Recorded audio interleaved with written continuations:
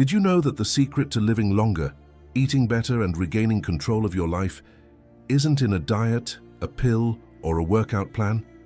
What if this secret was over 1,000 years old and hidden on the oldest islands on the planet?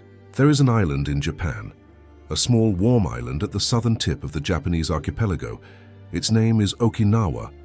Okinawa is not famous for having the largest hospitals in the world. It is not famous for having the best doctors, the most advanced technologies, or the most expensive medicines. This island is famous for something else, for having one of the highest concentrations of centenarians on the planet, people over 100 years old, not just alive, active, working in the garden, dancing at festivals, cooking for their families, smiling.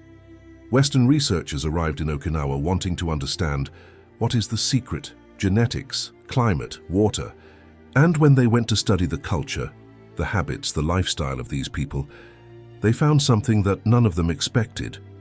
It wasn't a pill. It wasn't a diet with a fancy name. It was a phrase, a short, simple phrase that the people of Okinawa have repeated before every meal for centuries. Hara Hachi Bu, 8 parts out of 10, or in a free translation, stop eating when you're 80% full, that's all. Simple as that. But there's one detail that will change the way you think about food, about control, about excess, about your own life. This phrase isn't just about food, it's about a completely different way of living. A philosophy that transcends cultures, transcends centuries, and that modern neuroscience can explain scientifically. And today, I'm going to tell you the story of a man who learned this the hard way. A man who lost control, who almost lost everything, and who found in Japan's oldest teaching the answer he never expected. This phrase isn't just about food. But before I tell you this story, if you're not already subscribed to the channel, click the subscribe button. Leave a like on this video. It really helps the channel grow and reach more people who need this content. This phrase isn't just about food. Tell me below, do you have a healthy relationship with food? Do you eat mindfully with presence, or do you eat on autopilot without even realizing how much you've already eaten? I really want to read your reply. Now, let's get to the story. Chapter 1. The Man Who Ate His Own Life. Oliver was 40 years old. He had a good job, a house, a family he loved. It was a body that was crying out for help. It wasn't something that happened suddenly. It was silent, gradual, invisible, like the tide rising slowly without you realizing that the water is already up to your knees. Oliver worked as a project manager at a medium-sized construction company. He woke up at 5:45 in the morning. When everything went well, he arrived home between 7 and 8 p.m. 3 children, Lucas, 11 years old, Mia, 8, and little Theo, 4. His wife, Mary, was a nurse. She worked shifts. On the days she was home, she cooked, organized, tried to create a routine for the children. On the days she wasn't there, the house turned into a survival camp. Oliver loved Mary. He loved his children. He had no doubt about that. But there was one thing he couldn't say he loved more: food. It wasn't hunger, not in the biological sense. It was something else. When his boss rejected the project he'd spent weeks developing, Oliver would stop at the drive-thru on his way home. When there were road rage incidents, when deadlines loomed, when the bills didn't add up at the end of the month, Oliver would eat. Pizza after a horrible day, French fries while driving, ice cream while watching TV after the kids went to sleep, dessert he didn't need, at a restaurant where he wasn't even hungry. The food was a place where he didn't need to perform. He didn't need to be the strong father, the present husband, the competent manager. He could just feel. He could simply exist in that moment of pleasure, of comfort, of relief. The problem is that this comfort came at a price. At 38 years old, Oliver weighed 108 kilos. He was 1.78 meters tall. The health insurance doctor looked at the test results and said, "We need to talk about your triglycerides," in that voice of someone being polite but actually scared. Oliver thanked them, left the doctor's office, and on his way back to work, stopped at Burger King. Chapter 2. What the Family Saw. Mary, go away. She saw Oliver come home exhausted and go straight to the refrigerator before even taking off his coat. She saw him serve himself and go back to the pan without thinking. She saw him finish dinner and be on the sofa with a packet of biscuits. She didn't say anything, because when she tried to speak, it turned into a fight, and she was too tired to fight. But there was one scene she couldn't get out of her head. It was a Sunday afternoon. Theo, the youngest, was in the backyard wanting to play soccer. He stood at the door of the office where Oliver was working, yes, on a Sunday, with a little ball in his hand. "Dad, soccer." Oliver looked at his son. Then he looked at the screen, then back at his son again. "Not today, son. Your father is tired." Theo stood still for a second. Then he turned and went to play by himself. Mary, who was in the hallway, saw everything. She felt a lump in her throat. That night, after the children were asleep, she sat on the edge of the bed next to Oliver. She didn't talk about his weight. She didn't talk about his diet. She didn't talk about his tests. She simply said, "Theo waited for you all afternoon, you know. He kept asking every half hour if you were going to finish soon." Oliver didn't answer. He just stared at the ceiling. "I don't know what's happening to you, Ollie, but I know you're disappearing and the boys are noticing it." Silence. "I've scheduled an appointment for you. Next week. Please go." "Mary, I already went to the doctor. They gave me a list of things to cut out of my diet, and that's not the kind of doctor." Chapter 3. The doctor's office without medicine. Dr. Mori's office didn't look like an office at all. It looked more like the office of someone who had read every book in the world and had the wisdom to put only the most important ones on the shelf. The room was small, organized with a window overlooking a well-kept garden. No anatomy posters, no hospital smell, just wood, greenery outside, and silence. Dr. Mori was a Japanese American, the son of Okinawan immigrants. A physician trained at Johns Hopkins, but with an unusual specialization, integrative medicine, focusing on eating behavior and Eastern philosophies applied to health. He entered the room with the calm of someone who is in no hurry for anything. Oliver sat with his arms crossed, in the posture of a man who had been forced to be there. "Oliver, you can call me Dr. Mori. Feel free." Oliver introduced himself with the efficiency of someone in a business meeting. Name, age, weight, history, previous diet attempts. Dr. Mori listened to everything without interrupting. When Oliver finished, he remained silent for about 3 seconds.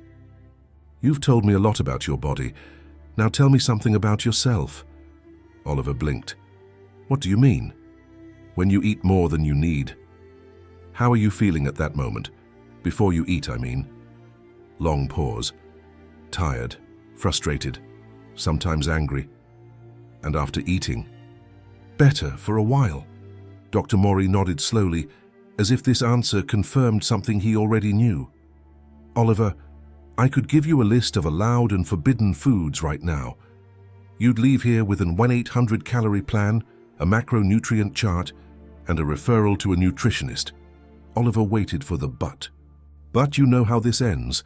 You told me yourself 4 attempts, 4 times you tried this path, and 4 times when stress, fatigue, and frustration came, the plan fell apart." "So what are you going to do differently?" Oliver asked. There was a hint of cynicism in his voice. Dr. Mori smiled slightly. "I'm going to teach you something that the people of Okinawa teach their children even before they can read. Something so simple that you'll think I'm wasting your time." Chapter 4. Hara Hachi Bu, the 80% rule. Hara Hachi Bu.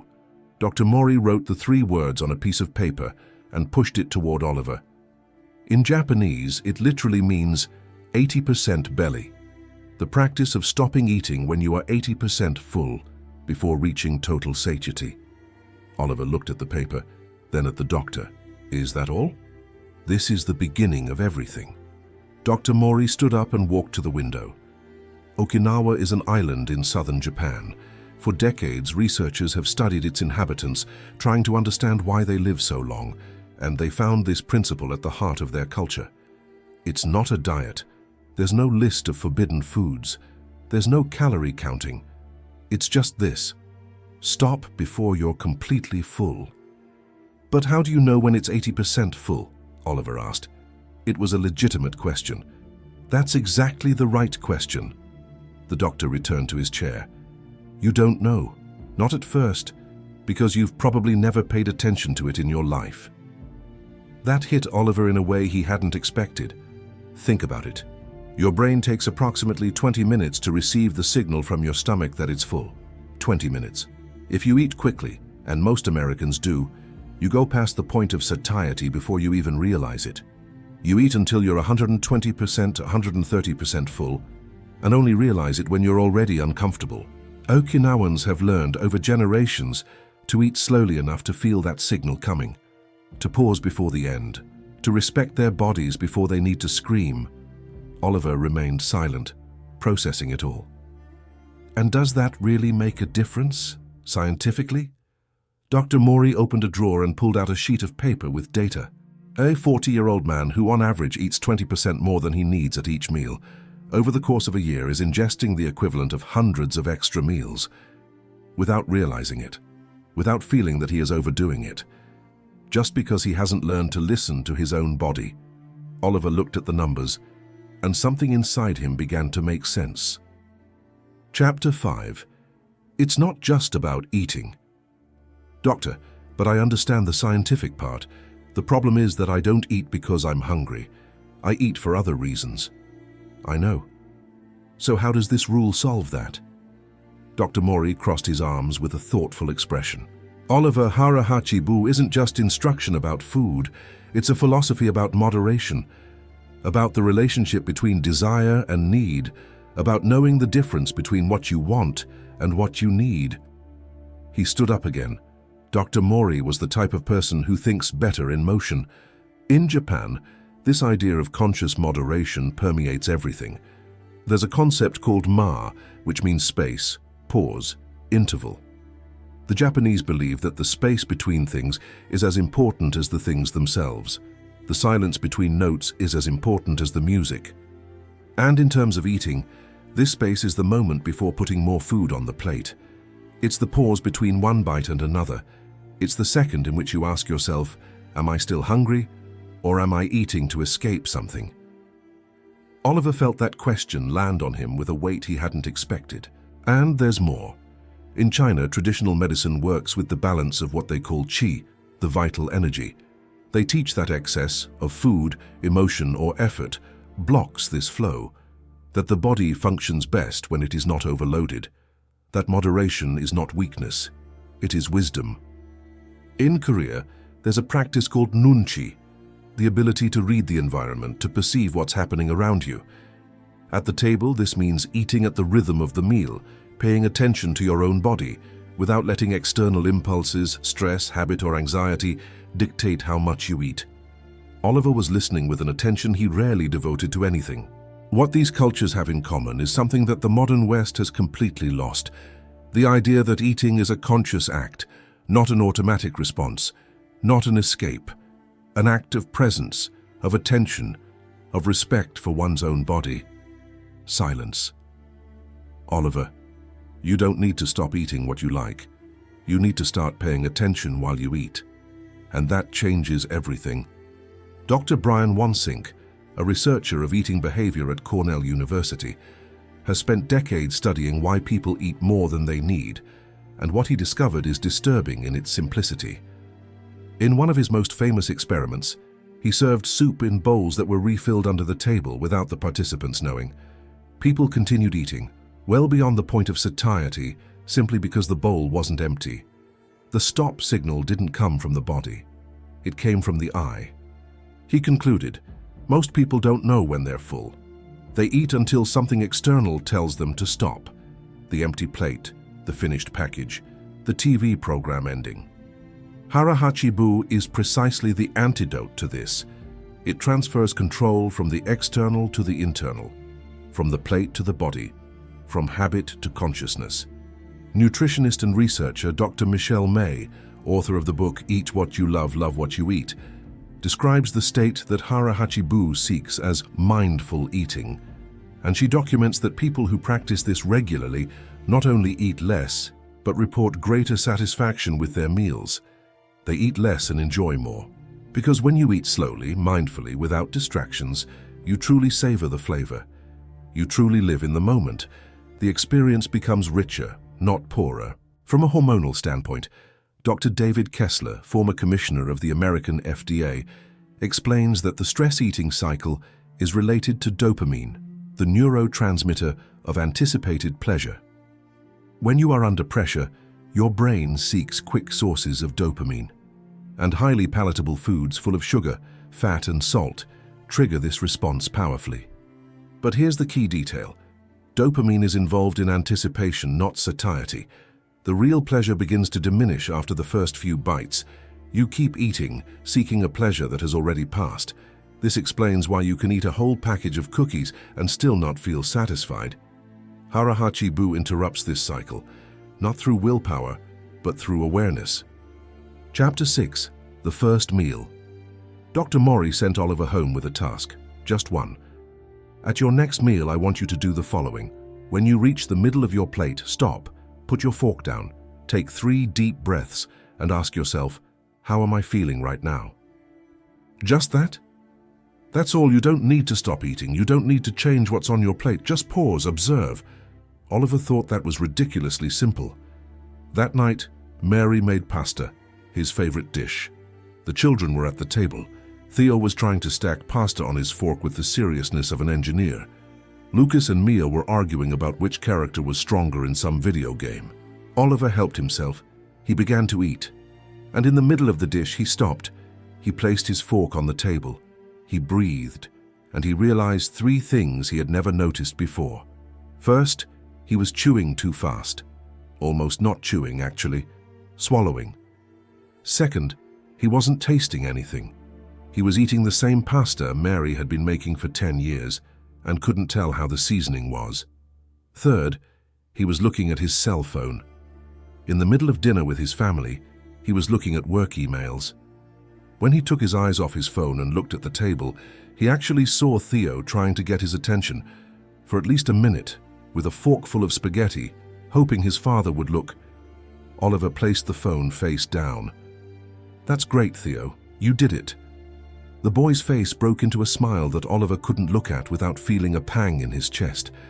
He didn't eat less that night, but he ate differently, with attention, with presence.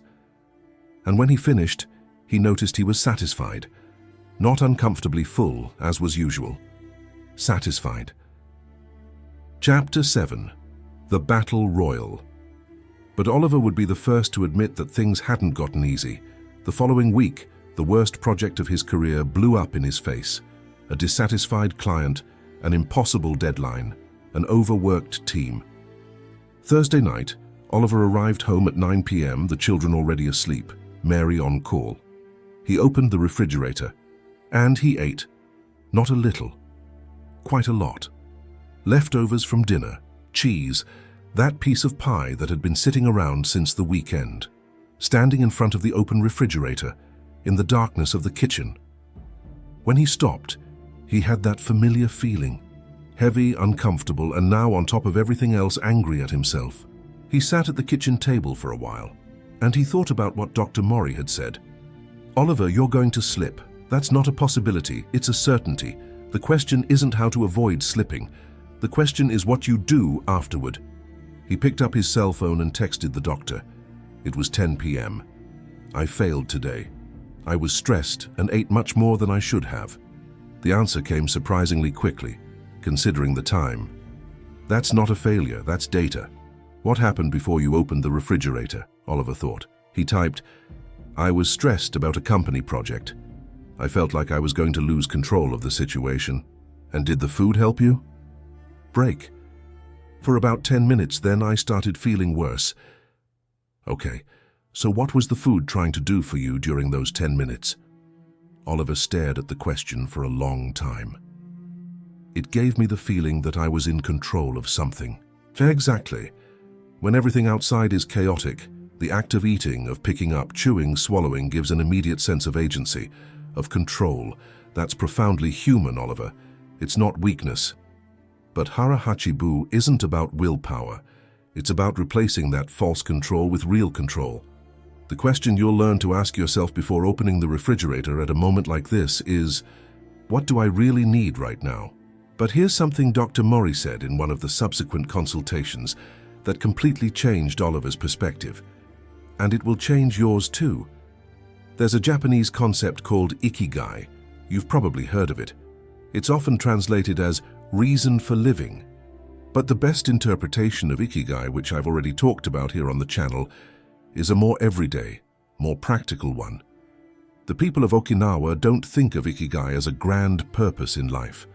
They think of it as the reason for getting out of bed in the morning, the small specific thing that makes the day meaningful. And here's the connection that Dr. Mori made that Oliver never forgot.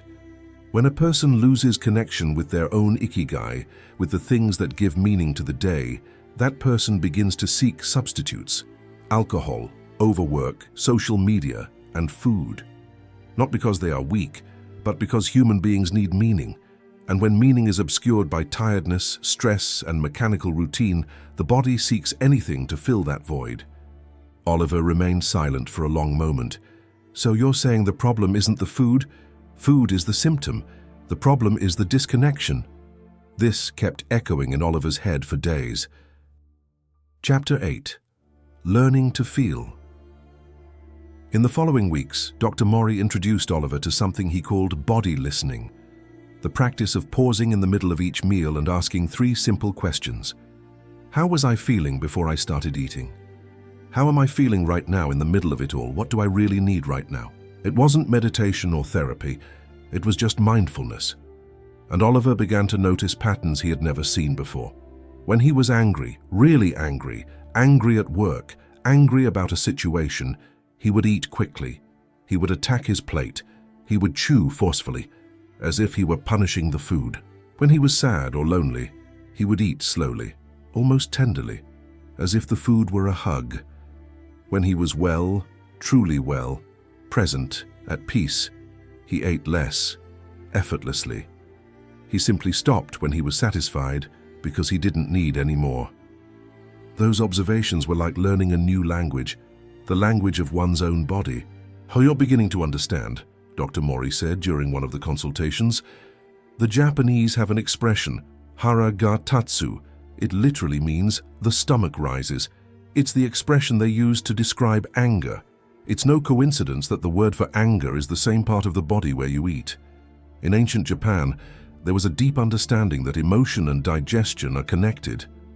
Is this real? Scientifically, the gut has more neurons than the spinal cord. It produces 95% of your body's serotonin. Researchers today call it the second brain. So when you say you feel anger in your stomach, you're being more accurate than you think." Chapter 9. The Dinner That Changed Everything. 3 months after the first consultation, Mary organized a family dinner. It wasn't anyone's birthday. It wasn't a holiday. She simply decided to have a special meal on a Friday night with candles on the table, the nice china that was saved for special occasions. The children thought it was strange. "Why is there a candle, Mom?" Because we can..." Oliver arrived home from work and found this. The table was set. The house smelled of delicious food, and his 3 children were waiting. He paused in the kitchen doorway for a second, and he felt something he hadn't felt in a long time. Something that didn't have an exact name. A kind of, this is what matters. During dinner, he ate slowly, because he wanted to savor it. He wanted to be there. Lucas told a long story about a school friend with so many details that no one could follow the thread. Mia kept trying to convince her mother that dogs should be allowed to sit at the dinner table. Theo fell asleep at the table before dessert, his fork still in his hand. Oliver looked at the scene, and he stopped eating. "Because I was satisfied. Satisfied in a way that no amount of food had ever produced." Mary looked at him across the table. She saw his plate still covered in food. She saw his expression, and she smiled. That specific smile that only appeared when she knew something important was happening. Later, when the children were asleep, she asked, "How are you?" "Different," he replied, and he couldn't explain it any better than that. But she understood. Chapter 10. The Stumbling Blocks That Teach. Oliver would be dishonest if he said it was a straight line of progress. It was the week of the launch of the company's most important project. He slept poorly, ate poorly, and on Friday, he stopped at a bakery and bought more than he needed. He ate it all in the car. It was his mother-in-law's birthday, where the table was overflowing with delicious food and he lost count. There was that night when Lucas had a high fever and stayed awake until 3 a.m., and when the boy finally fell asleep, Oliver went to the kitchen and ate ice cream straight from the tub. But something had changed. Before, every slip turned into a spiral. Since I ate this, so be it, I'll start again tomorrow. And tomorrow never came. Now, after each slip-up, Oliver practiced what Dr. Mori called return without judgment. Not ignoring what happened, not punishing himself, just looking, understanding, and moving on. In Japanese culture, Dr. Mori had explained, there is the concept of kaizen, continuous improvement through small steps. Perfection is not required. Direction is required. You don't need to be perfect today. You need to be a little better than yesterday. And when you slip, and you will slip, you just need to get back on track. And wabi-sabi, he continued, the philosophy of imperfect beauty, reminds us that the crack doesn't destroy. Sometimes that's exactly where the light enters. Oliver kept that, and he used it. Many times. Chapter 11. What happened to the body? 6 months after the first consultation, Oliver returned to the health insurance doctor, the same one who had looked at the tests with concern. The doctor looked at the new test results, then at Oliver, then at the test results again. What did you do? I learned to stop eating when I was 80% full. The doctor frowned. He had been expecting to hear about diet, supplements, surgery. Just that? I learned to eat mindfully, to pause, to ask myself why I was eating before I ate. Oliver had lost 14 kilos in 6 months, without restrictive diets, without counting calories, without cutting out any food groups. My triglyceride levels had normalized. My blood pressure was under control. But what Oliver described to the doctor wasn't about numbers. I sleep better. I have more energy. I can play with my children without getting out of breath after 2 minutes. My mind is clearer at work. And you know what's even stranger? I still eat things I like, pizza on Fridays, ice cream sometimes, but I eat differently. I eat mindfully. And I eat less, naturally, effortlessly. The doctor was silent for a moment. You should give a lecture, Oliver chuckled. No, but maybe I should have dinner with my children more often. But there's a detail in this story that Oliver only discovered much later. A detail that Dr. Mori purposefully kept for the right moment.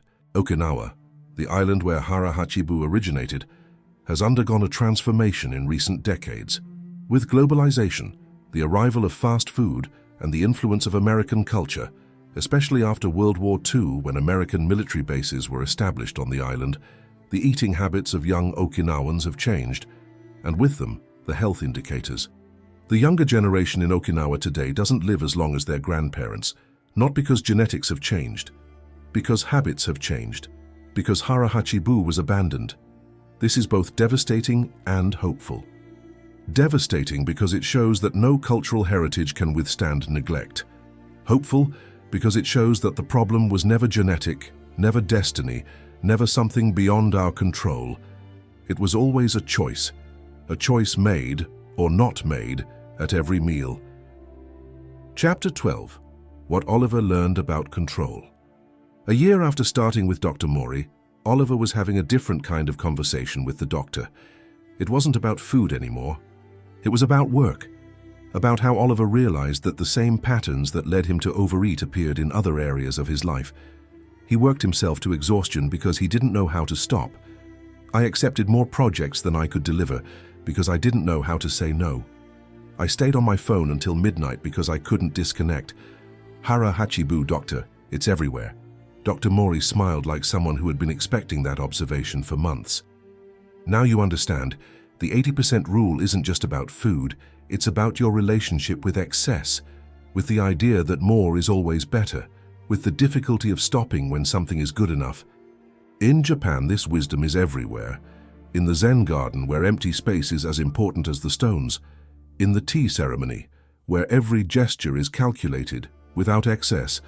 In architecture, where minimalism is not poverty, but respect for the essential. The modern West has built a civilization around more, faster, bigger, fuller, and the result is an epidemic of excess, not only of food, but of information, work, consumption, and stimulation.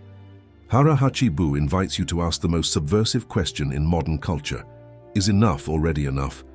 Oliver pondered that question for a long time. Chapter 13. What Mary Saw. Mary had always been the silent observer of Oliver's transformation. She saw when he started placing his cell phone face down at dinner. She saw when he started serving his plate and not immediately returning it to the pan. She saw when he started getting up from the table without finishing everything and doing so without guilt. But the moment she never forgot was a Sunday afternoon, 6 months after it all began. She was at the living room window when she saw Oliver in the backyard with Theo. The two were lying on the lawn, looking at the sky. They weren't doing anything. There were no cell phones, no chores, no declared purpose. They were just there, present. Theo said something. Oliver laughed. Theo laughed too. Mary stared for a full minute and she thought, "This is the man I married." He hadn't disappeared. He was just buried under layers of tiredness, stress, and excess. And now he was coming back, one day at a time, one meal at a time, one choice at a time. That night, she said to Oliver, "Do you know what changed in you? It's not the weight. It's that you're present, you're here." Oliver remained silent. "And the boys notice. Lucas asked you the other day if you were okay. I asked him why he asked. He said, because Dad is playing with us again." Now I want to give a summary of what we talked about today. First point, Hara Hachi Bu, the 80% rule, is an ancient Okinawan philosophy that proposes something simple yet revolutionary. Stop eating when you are 80% full, not when your plate is empty, not when it's uncomfortably full, when you are satisfied enough. Second point, science confirms that the brain takes 20 minutes to receive the satiety signal from the body. When you eat quickly, without paying attention, you go past this point without realizing it. The practice of pausing, observing, and asking, "How am I?" before continuing to eat is what interrupts this cycle. Third point, this principle isn't unique to Japan. China and Korea have their own versions of this wisdom. The energy balance of traditional Chinese medicine, the Korean nunchi of attention to the environment and one's own body. These are different cultures arriving at the same conclusion. Excess does not serve us. Conscious moderation is the most powerful way to respect one's own life. Fourth point, and perhaps the most important, Hara Hachi Bu is not about willpower, it's not about prohibition, it's about awareness. It's about transferring control from the external, the empty plate, the habit, the anxiety, to the internal, to your own body, to your own presence. Oliver didn't lose weight because he found the perfect diet. He changed because he learned to stop, to listen, to be present. And here's the question I want you to take with you after this video. In the next 24 hours, at some point, at lunch, at dinner, at any meal, you're going to stop halfway through your plate. You'll put your fork down, you'll breathe, and you'll ask yourself, how am I feeling right now? Am I hungry, or am I feeling something else? You don't need to change anything else today. Just this pause, just this question, and see what happens. Because sometimes the most powerful change in your life begins with a breath between bites. If you've made it this far, I want to sincerely thank you. This type of content takes time to create, and knowing that you stayed until the end means a lot. If this video touched you in any way, if you recognized yourself in any part of Oliver's story, if something here made sense to you, subscribe to the channel. Every subscription is a way of saying that this type of content matters, and that motivates me to keep creating. And in the comments below, tell me, which part of Oliver's story resonated with you the most? Do you eat because you're hungry or for other reasons? Have you ever tried practicing any form of mindfulness during meals? And if you enjoyed this video, I invite you to watch one of the ones that's appearing on your screen right now. You'll definitely get a great deal out of it. The channel has complimentary content, and each video will take you a step deeper into this journey. Thank you so much for your time, for your attention, for being here. Be present, walk with honor, follow the path.